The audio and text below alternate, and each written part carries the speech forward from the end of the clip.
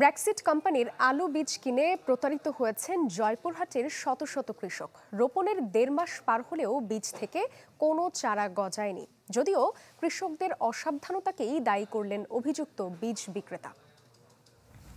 বছর শেষের খুশি নগদে হবে বেশি। নগদ পেমেন্টে নির্দিষ্ট ক্যাটাগরির কেনাকাটায় ৩০০ টাকা পর্যন্ত ক্যাশব্যাক। জয়পুরহাট সদর উপজেলার ধারকি রশিদপাড়া গ্রামের চাষি সানোয়ার হোসেন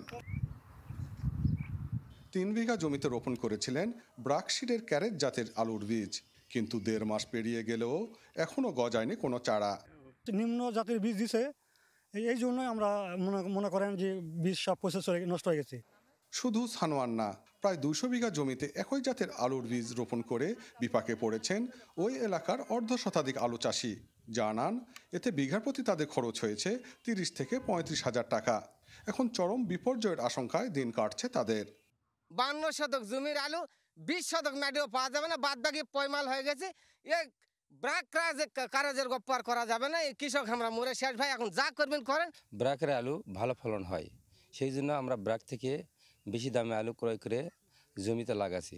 লাগার ফলে জমিতে সম্পূর্ণ আলু নষ্ট হয়ে গেছে, যার পর জমিতে একবার গাছই নেই। এবারে বীজ দিয়ে এত নিম্নমানের বীজ এই ব্রাক দিছে, এটা তো ব্রাকে ঠিক হয়নি, প্রতারিত করেছে আমাদের। কৃষকদের অভিযোগের তীর ব্রাকশিট কোম্পানির খুচরা ডিলার লুৎফর রহমানের দিকে। যদিও তার দাবি, কৃষকদের অসাবধানতার কারণেই এমন পরিস্থিতির সৃষ্টি হয়েছে। মিস্টেক তো অনেকের হতেই পারে, আর সেই ক্ষেত্রে এই কৃষকের এক সাইডে ভালো হয়েছে, আবার এক সাইডে হয় নাই, এইরকম সমস্যাও হয়েছে। সেই ক্ষেত্রে বীজের কোনো সমস্যা আমি মনে করি না, এটা কৃষকই এর জন্য দায়ী।